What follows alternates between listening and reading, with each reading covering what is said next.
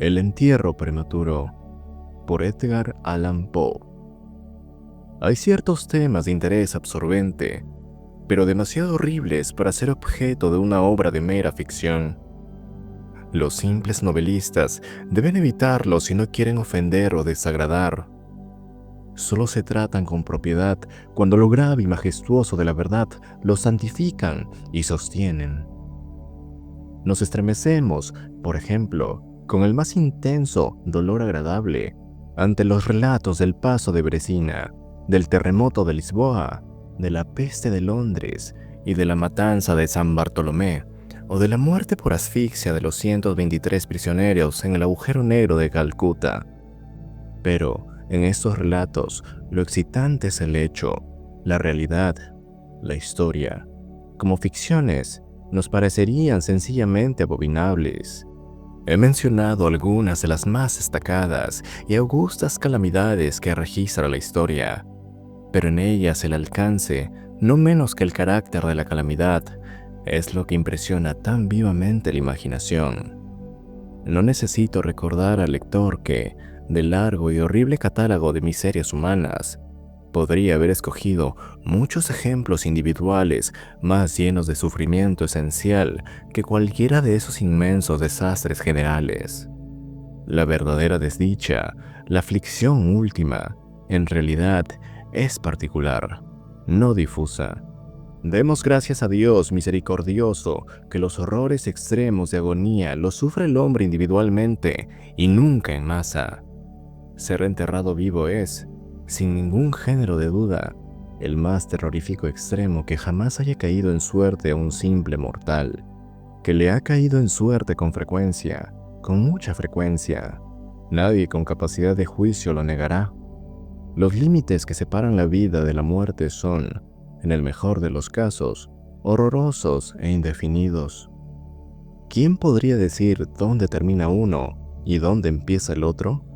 Sabemos que hay enfermedades en las que se produce un cese total de las funciones aparentes de la vida y, sin embargo, ese cese no es más que una suspensión, para llamarle por su nombre. Hay solo pausas temporales en el incomprensible mecanismo. Transcurrido cierto periodo, algún misterioso principio oculto pone de nuevo en movimiento los mágicos piñones y las ruedas fantásticas. La cuerda de plata no quedó suelta para siempre, ni irreparablemente roto en el vaso de oro. Pero, entre tanto, ¿dónde estaba el alma? Sin embargo, aparte de la inevitable conclusión a priori de que tales causas deben producir tales efectos, que los que bien conocidos casos de la vida en suspenso, una y otra vez, provocan inevitablemente entierros prematuros. Aparte de esta consideración, tenemos el testimonio directo de la experiencia médica y del vulgo que prueba que en realidad tienen lugar un gran número de estos entierros. Yo podría referir ahora mismo, si fuera necesario, 100 ejemplos bien probados. Uno de características muy asombrosas y cuyas circunstancias igual quedan aún vivas en la memoria de algunos de mis lectores. Ocurrió no hace mucho en la vecina ciudad de Baltimore, donde causó una conmoción penosa, intensa y muy extendida. La esposa de uno de los respetables ciudadanos, abogado eminente y miembro del Congreso, fue atacada por una repentina e inexplicable enfermedad que burló el ingenio de los médicos. Después de padecer mucho, murió, o se supone que murió. Nadie sospechó, y en realidad no había motivos para hacerlo, de que no estaba verdaderamente muerta. Presentaba todas las apariencias comunes de la muerte. El rostro tenía el habitual contorno contraído y sumido. Los labios mostraban la habitual palidez marmórea. Los ojos no tenían brillo. Faltaba el calor. Cesaron las pulsaciones. Durante 3 días el cuerpo estuvo sin enterrar, y en ese tiempo adquirió una rigidez pétrea. Resumiendo, se adelantó el funeral por el rápido avance de lo que se supuso era descomposición. La dama fue depositada en la cripta familiar, que permaneció cerrada durante los 3 años siguientes. Al expirar ese plazo se abrió para percibir un sarcófago, pero ¡ay! Qué terrible choque esperaba el marido cuando abrió personalmente la puerta. Al empujar los portones, un objeto vestido de blanco cayó rechinando en sus brazos.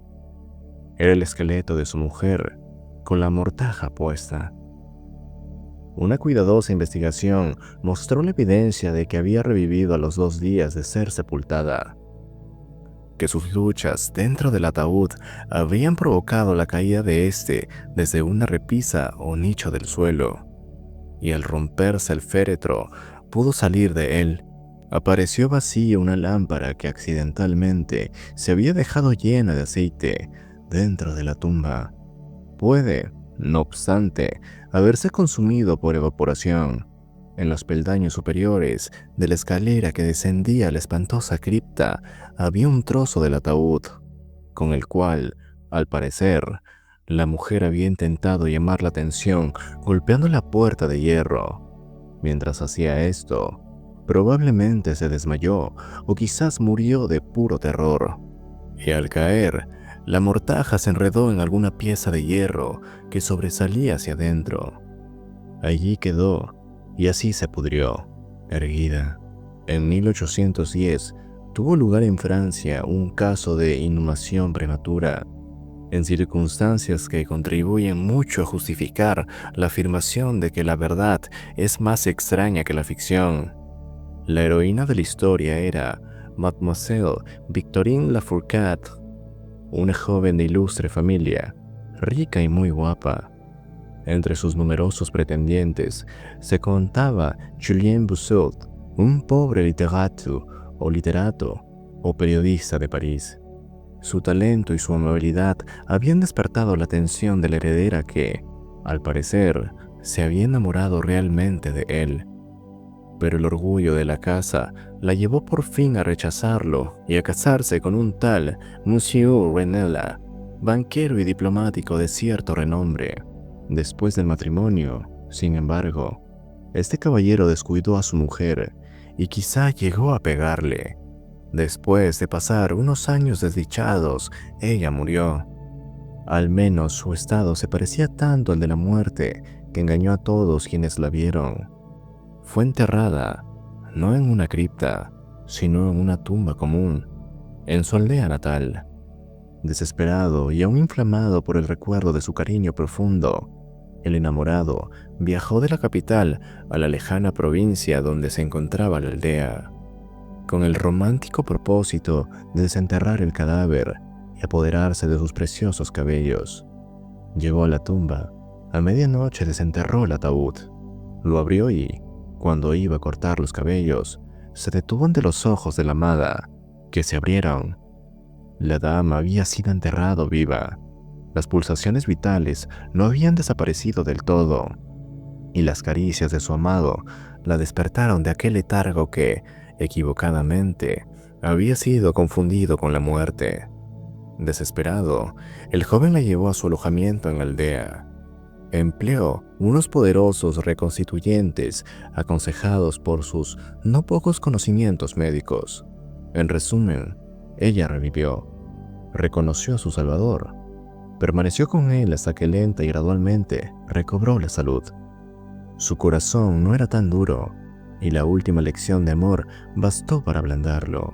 Lo entregó a Bossuet. No volvió junto a su marido, sino que, ocultando su resurrección, huyó con su amante a América. 20 años después, los dos regresaron a Francia, convencidos de que el paso del tiempo había cambiado tanto la apariencia de la dama que sus amigos no podrían recordarla. Pero se equivocaron, pues al primer encuentro, Monsieur Renella reconoció a su mujer y la reclamó. Ella rechazó la reclamación y el tribunal la apoyó, resolviendo que las extrañas circunstancias y el largo periodo transcurrido habían abolido, no solo desde un punto de vista equitativo, sino legalmente, la autoridad del marido. La revista de cirugía de Leipzig, publicación de gran autoridad y mérito que algún editor americano haría bien en traducir y publicar. Relata en uno de los últimos números un acontecimiento muy penoso que presenta las mismas características. Un oficial de artillería, hombre de gigantesca estatura y salud excelente, fue derribado por un caballo indomable y sufrió una contusión muy grave en la cabeza, que le dejó inconsciente. Tenía una ligera fractura de cráneo, pero no se percibió un peligro inmediato. La trepanación se hizo con éxito, se le aplicó una sangría y se adoptaron otros muchos remedios comunes, pero cayó lentamente en un sopor cada vez más grave y por fin se le dio por muerto. Hacía calor y lo enterraron con prisa indecorosa en uno de los cementerios públicos. Sus funerales tuvieron lugar un jueves. Al domingo siguiente, el parque del cementerio, como de costumbre, se llenó de visitantes, y alrededor del mediodía se produjo un gran revuelo, provocado por las palabras de un campesino que, habiéndose sentado en la tumba del oficial, había sentido removerse la tierra, como si alguien estuviera luchando abajo. Al principio, nadie prestó demasiada atención en las palabras de este hombre, pero su evidente terror y la terca insistencia con que repetía su historia produjeron, al fin, su natural efecto en la muchedumbre. Algunos con rapidez consiguieron unas palas, y la tumba, vergonzosamente superficial, estuvo en pocos minutos tan abierta que dejó al descubierto la cabeza de su ocupante. Daba la impresión de que estaba muerto, pero parecía casi sentado dentro del ataúd, cuya tapa, en furiosa lucha, había levantado parcialmente. Inmediatamente lo llevaron al hospital más cercano, donde se le declaró vivo, aunque en estado de asfixia. Después de unas horas volvió en sí. Reconoció a algunas personas conocidas y con frases inconexas relató sus agonías en la tumba. Por lo que dijo, estaba claro que la víctima mantuvo la conciencia de vida durante más de una hora después de la inhumación. Antes de perder los sentidos, habían rellenado la tumba, sin percatarse, con una tierra muy porosa, sin aplastar, y por eso le llegó un poco de aire. Oyó los pasos de la multitud sobre su cabeza y a su vez trató de hacerse oír. El tumulto en el parque del cementerio, dijo, fue lo que seguramente lo despertó de un profundo sueño. Pero al despertarse, se dio cuenta de su espantoso horror de su situación. Este paciente, según cuenta la historia, iba mejorando y parecía encaminado hacia un restablecimiento definido, cuando cayó víctima de la charlatanería de los experimentos médicos. Se le aplicó la batería galvánica y expiró de pronto en uno de esos paroxismos estáticos que en ocasiones produce. La mención de la batería galvánica, sin embargo, me trae a la memoria un caso bien conocido y muy extraordinario, que en su acción resultó ser la manera de devolver la vida a un joven ahogado de Londres que estuvo enterrado 2 días. Esto ocurrió en 1831 y entonces causó una profunda impresión en todas partes, donde era tema de conversación. El paciente, el señor Edward Stapleton, había muerto, aparentemente de fiebre tifoidea, acompañada de unos síntomas anómalos que despertaron la curiosidad de sus médicos.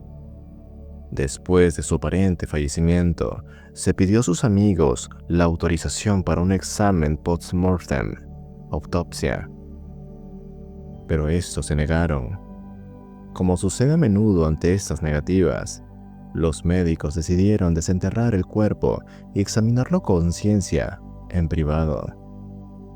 Fácilmente llegaron a un arreglo con uno de los numerosos grupos de ladrones de cadáveres que abundan en Londres. Y la tercera noche después del entierro, el supuesto cadáver fue desenterrado de una tumba de 8 pies de profundidad y depositado en el quirófano de un hospital privado. Al practicarle la incisión de cierta longitud en el abdomen, el aspecto fresco e incorrupto del sujeto sugirió la idea de aplicar la batería. Hicieron sucesivos experimentos con los efectos acostumbrados, sin nada de particular en ningún sentido, salvo, en una o dos ocasiones, una apariencia de vida mayor de la norma en cierta acción convulsiva. Era ya tarde, iba a amanecer, y se creyó oportuno, al fin, proceder inmediatamente a la disección. Pero uno de los estudiosos tenía un deseo especial de experimentar una teoría propia e insistió en aplicar la batería a uno de los músculos pectorales. Tras realizar una tosca incisión, se estableció apresuradamente un contacto. Entonces el paciente, con un movimiento rápido pero nada convulsivo, se levantó de la mesa, caminó hacia el centro de la habitación, miró intranquilo a su alrededor unos instantes y entonces habló. Lo que dijo fue ininteligible, pero pronunció algunas palabras y silabeaba claramente. Después de hablar, se cayó pesadamente al suelo. Durante unos momentos, todos se quedaron paralizados de espanto, pero la urgencia del caso pronto les devolvió la presencia de ánimo. Se vio que el señor Stapleton estaba vivo, aunque sin sentido. Después de administrarle éter, volvió en sí y rápidamente recobró la salud, retornando a la sociedad de sus amigos, a quienes, sin embargo, se les ocultó toda noticia sobre la resurrección hasta que ya no se tenía una recaída. Es de imaginar la maravilla de aquellos y su extasiado asombro. El dato más espeluznante de este incidente, sin embargo, se encuentra en lo que afirmó el mismo señor Stapleton. Declaró que en ningún momento perdió todo el sentido, que de un momento borroso y confuso percibía todo lo que estaba ocurriendo, desde el instante en que fuera declarado muerto por los médicos hasta cuando cayó desmayado en el piso del hospital. «Estoy vivo», fueron las incomprendidas palabras que, al reconocer la sala de disección, había intentado pronunciar en aquel grave instante de peligro. Sería fácil multiplicar historias como estas, pero me abstengo, porque en realidad no nos hacen falta para establecer el hecho de que suceden entierros prematuros. Cuando reflexionamos en las raras veces en que, por la naturaleza del caso, tenemos la posibilidad de descubrirlos, debemos admitir que tal vez ocurren más frecuentemente de lo que pensamos. En realidad, casi nunca se han removido tumbas de un cementerio, por alguna razón, sin que parecieran esqueletos en posturas que sugieren la más espantosa de las sospechas. La sospecha es espantosa, pero es más espantoso el destino. Puede afirmarse, sin vacilar, que ningún suceso se presta tanto a llevar el colmo de la angustia física y mental como el enterramiento antes de la muerte. La insoportable opresión de los pulmones, las emanaciones sofocantes de la tierra húmeda, la mortaja que se adhiere, el rígido abrazo de la estrecha morada, la oscuridad de la noche absoluta, el silencio como un mar que abruma, la invisible pero palpable presencia del gusano vencedor. Estas cosas, juntos con los deseos del aire y de la hierba que crecen arriba, con el recuerdo de los queridos amigos que volarían a salvarnos si se enteraran de nuestro destino, y la conciencia de que nunca podrán saberlo, de que nuestra suerte, irremediable, es la de los muertos de verdad. Ante estas consideraciones, digo, llevan el corazón aún palpitante a un grado de espantoso e insoportable horror ante el cual la imaginación más audaz retrocede. No conocemos nada tan angustioso en la tierra. No podemos imaginar nada tan horrible en los dominios del más profundo infierno. Y por eso, todos los relatos sobre este tema despiertan un interés profundo. Interés que, sin embargo, gracias a la temerosa reverencia hacia el tema, depende justa y específicamente de nuestra creencia en la verdad del asunto narrado. Lo que voy a contar ahora es mi conocimiento real, mi experiencia efectiva y personal. Durante muchos años sufrí ataques de ese extraño trastorno que los médicos han decidido llamar catalepsia, a falta de un nombre que mejor lo defina, aunque tanto las causas inmediatas como las predisposiciones e incluso el diagnóstico de esta enfermedad siguen siendo misteriosas. Su carácter evidente y manifiesto es bien conocido. Las variaciones parecen serlo, principalmente, de grado. A veces el paciente se queda un solo día o incluso un periodo más breve de una especie de exagerado letargo. Está inconsciente y externamente inmóvil, pero las pulsaciones del corazón aún se perciben débilmente. Quedan unos indicios de calor. Una leve coloración persiste en el centro de las mejillas y, al aplicar un espejo a los labios, podemos detectar una torpe, desigual y vacilante actividad de los pulmones. Otras veces, el trance dura semanas e incluso meses, mientras el examen más minucioso y las pruebas médicas más rigurosas no logran establecer ninguna diferencia material entre el estado de la víctima y lo que concebimos como muerte absoluta.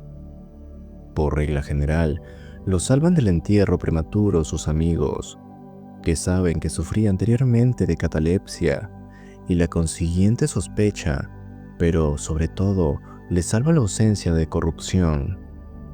La enfermedad, por fortuna, avanza gradualmente.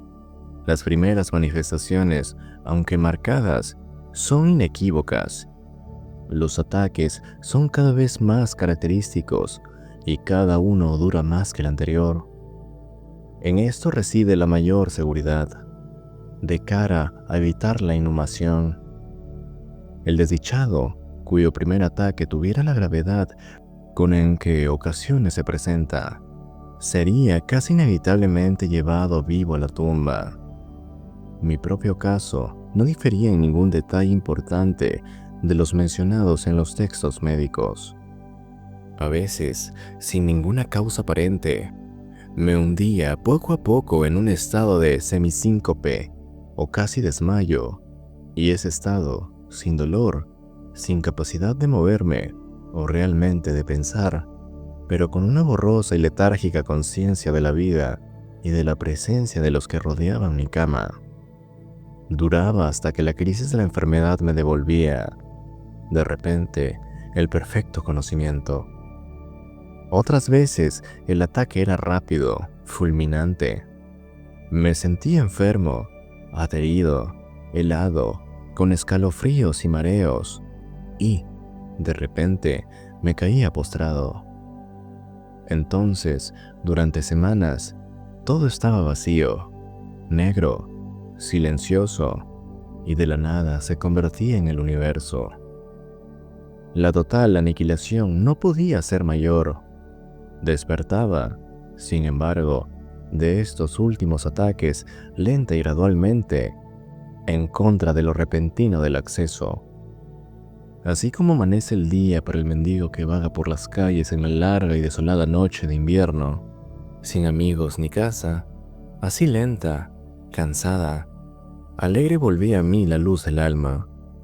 Pero, aparte de esta tendencia de síncope, mi salud general parecía buena, y no hubiera podido percibir que sufría esta enfermedad, a no ser que una peculiaridad de mi sueño pudiera considerarse provocada por ella. Al despertarme, nunca podía recobrar enseguida el uso completo de mis facultades, y permanecía siempre durante un largo rato en un estado de azoramiento y perplejidad, ya que las dificultades mentales en general y la memoria en particular se encontraban en absoluta suspensión. En todos mis padecimientos no había sufrimiento físico, sino una infinita angustia moral. Mi imaginación se volvió macabra. Hablaba de gusanos, de tumbas, de epitafios. Me perdí en meditaciones sobre la muerte, y la idea del entierro prematuro se apoderaba de mi mente. El espeluznante peligro al cual estaba expuesto me obsesionaba día y noche. Durante el primero, la tortura de meditación era excesiva. Durante la segunda, era suprema.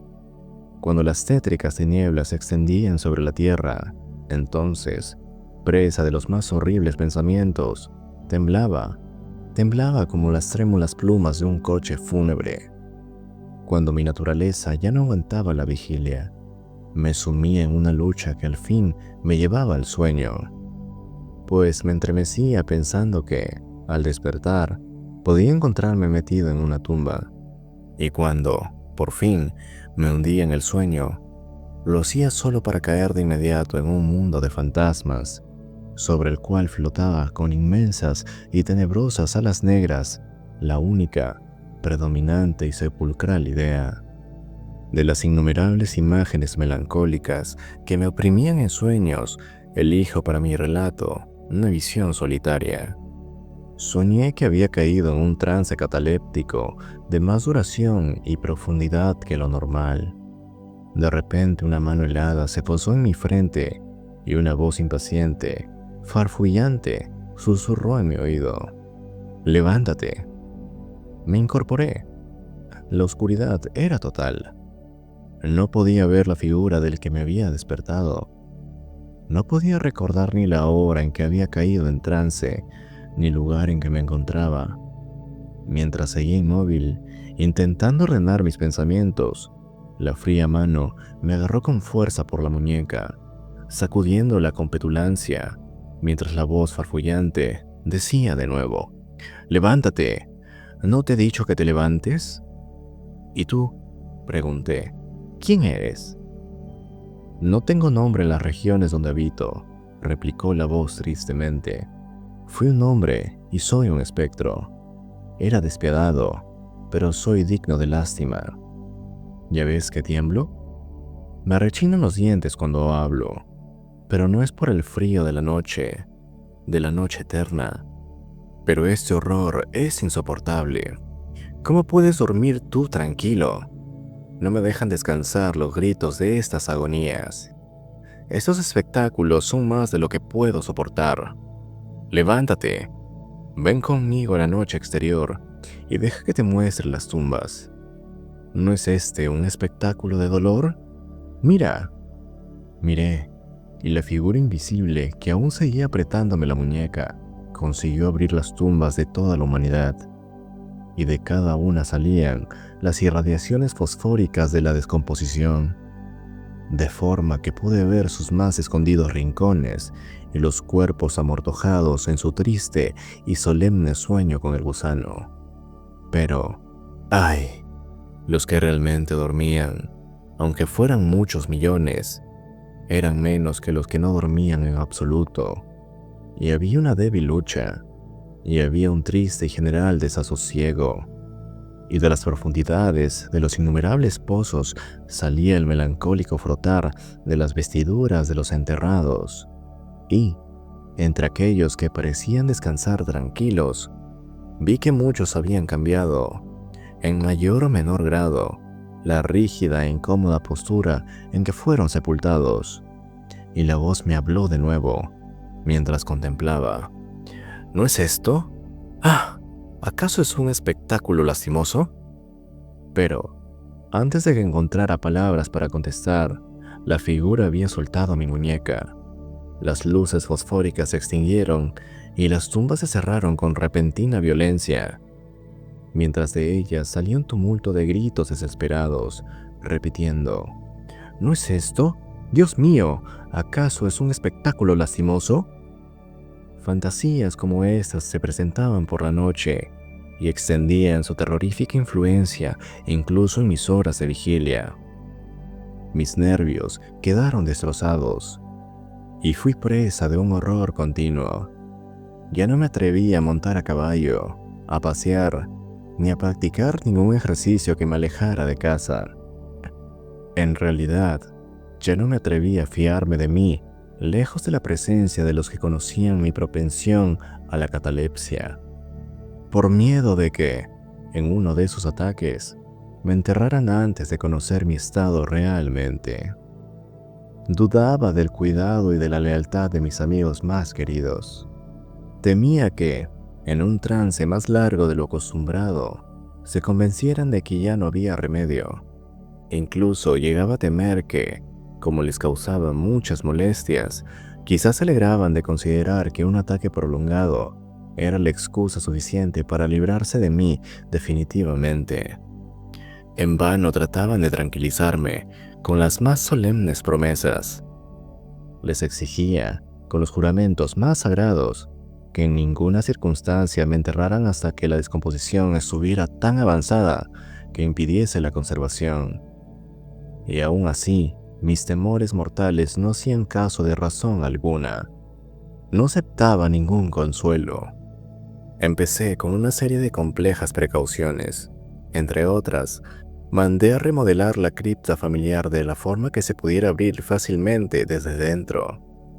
A la más débil presión sobre la larga palanca que se extendía hasta muy dentro de la cripta, se abrirían rápidamente los portones de hierro. También estaba prevista la entrada libre de aire y de luz, y adecuados recipientes con alimentos y agua, al alcance del ataúd preparado para recibirme. Ese ataúd estaba acolchado con un material suave y cálido y dotado de una tapa elaborada según el principio de la puerta de la cripta, incluyendo resortes ideados de forma que el más débil movimiento del cuerpo sería suficiente para que se soltara. Aparte de esto, del techo de la tumba colgaba una gran campana, cuya soga pasaría por un agujero en el ataúd y estaría atada a una mano del cadáver. Pero, ¡ay! ¿De qué sirve la precaución contra el destino del hombre? Ni siquiera estas bien urdidas seguridades bastaban para librar de las angustias más extremas de la inhumación en vida a un infeliz destinado a ellas. Llegó una época, como me había ocurrido antes a menudo, en que me encontré emergiendo de un estado de total inconsciencia a la primera sensación débil e indefinida de la existencia. Lentamente, con paso de tortuga, se acercaba el pálido amanecer gris del día psíquico. Un desasosiego letargado, una sensación apática de sordo dolor. Ninguna preocupación, ninguna esperanza, ningún esfuerzo. Entonces, después de un largo intervalo, un zumbido en los oídos. Luego, tras un lapso de tiempo más largo, una sensación de hormigueo o comezón en las extremidades.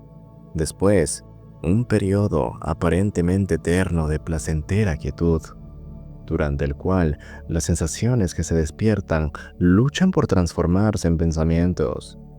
Más tarde, otra corta zambullida en la nada. Luego, un súbito restablecimiento.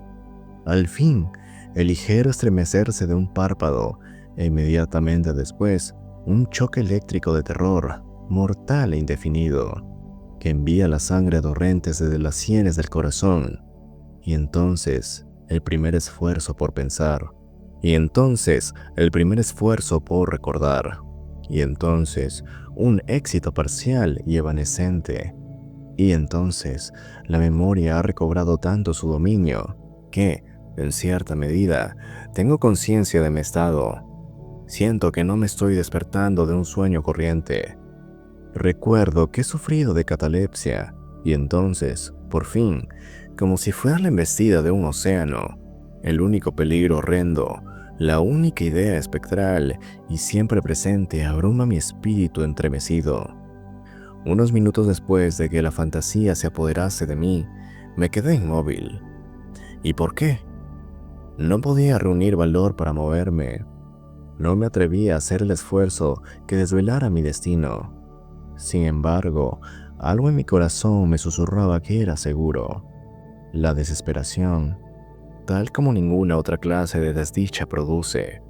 Solo la desesperación me empujó, después de una profunda duda, a abrir mis pensamientos párpados. Los levanté.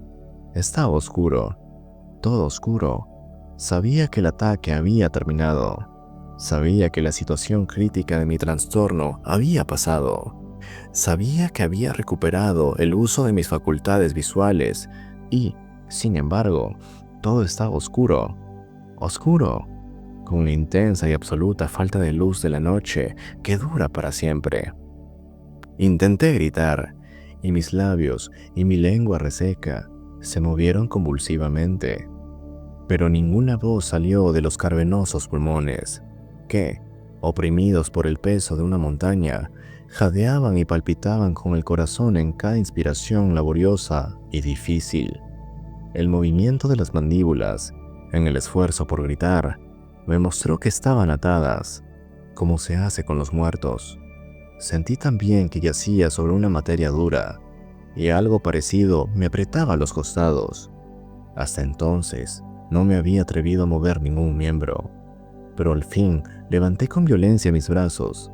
Estaban estirados, y con las muñecas cruzadas, chocaron con una materia sólida que se extendía sobre mi cuerpo a no más de 6 pulgadas de mi cara. Ya no dudaba que reposaba dentro del fin de un ataúd. Y entonces, en medio de toda mi infinita desdicha, vino dulcemente la esperanza, como un querubín, pues pensé en mis precauciones. Me retorcí e hice espasmódicos esfuerzos para abrir la tapa. No se movía. Me toqué las muñecas buscando la soga. No la encontré. Y entonces mi consuelo huyó para siempre, y una desesperación aún más inflexible reinó triunfantemente, pues no pude evitar percatarme de la ausencia de las almohadillas que habría preparado con tanto cuidado. Y entonces llegó de repente a mis narices el fuerte y peculiar olor de la tierra húmeda. La conclusión era irresistible. No estaba en la cripta. Había caído en trance lejos de casa, entre desconocidos. No podía recordar cuándo y cómo, y ellos me habían enterrado como a un perro, metido en un ataúd común, cerrado con clavos y arrojado bajo tierra y para siempre, y en alguna tumba común y anónima. Cuando este terrible convencimiento se abrió paso con fuerza hasta lo más íntimo de mi alma, luché una vez más por gritar, y este segundo intento tuvo éxito. Un largo, salvaje y continuo grito o alarido de agonía resonó en los recintos de la noche subterránea. Oye, ¿qué es eso?, dijo una voz áspera como respuesta. ¿Qué diablos pasa ahora?, dijo un segundo. Fuera de ahí, dijo un tercero. ¿Por qué aúlla de esa manera, como un gato montés?, dijo un cuarto. Y entonces unos individuos de aspecto rudo me sujetaron y me sacudieron sin ninguna consideración. No me despertaron del sueño, pues estaba completamente despierto cuando grité, pero me devolvieron la plena posesión de mi memoria. Esta aventura ocurrió cerca de Richmond, en Virginia. Acompañado de un amigo, había bajado en una expedición de caza unas millas por las orillas del río James. Se acercaba la noche cuando nos sorprendió una tormenta. La cabina de una pequeña chalupa anclada en la corriente y cargada de tierra vegetal nos ofreció el único refugio asequible. Le sacamos el mayor provecho posible y pasamos la noche a bordo. Me dormí en una de las 2 literas. No hace falta describir las literas de una chalupa de 70 o 60 toneladas. La que yo ocupaba no tenía ropa de cama. Tenía una anchura de 18 pulgadas. La distancia entre el fondo y la cubierta era exactamente la misma. Me resultó muy difícil meterme en ella. Sin embargo, dormí profundamente, y toda mi visión, pues no era ni un sueño ni una pesadilla, surgió naturalmente de las circunstancias de mi postura, de la tendencia habitual de mis pensamientos y de la dificultad que ya he mencionado de concretar mis sentidos y sobre todo de recobrar la memoria durante un largo rato después de despertarme. Los hombres que me sacudieron eran los tripulantes de la chalupa y algunos jornaleros contratados para descargarla. De la misma carga procedía el olor a tierra. La venda en torno a las mandíbulas era un pañuelo de seda con el que me había atado la cabeza, a falta de gorro de dormir. Las torturas que soporté, sin embargo, fueron indudablemente iguales en aquel momento a las de la verdadera sepultura. Eran de un horror inconcebible, increíblemente espantosas, pero del mal procede el bien, pues su mismo exceso provocó en mi espíritu una reacción inevitable. Mi alma adquirió temple, vigor, salí fuera, hice ejercicios duros, respiré aire puro, pensé en más cosas que en la muerte, abandoné mis textos médicos, quemé mi libro de Buchan, no leí más pensamientos nocturnos, ni grandilocuencia sobre cementerios, ni cuentos de miedo como este. En muy poco tiempo me convertí en un hombre nuevo y viví una vida de hombre. Desde aquella noche memorable, descarté para siempre mis aprehensiones sepulcrales, y con ellas se desvanecieron los achaques catalépticos, de los cuales quizá fueran menos en consecuencia que causa. Hay momentos en que, incluso para el sereno ojo de la razón, el mundo de nuestra triste humanidad puede parecer el infierno, pero la imaginación del hombre no es caratiz para explorar con impunidad todas sus cavernas. ¡Ay!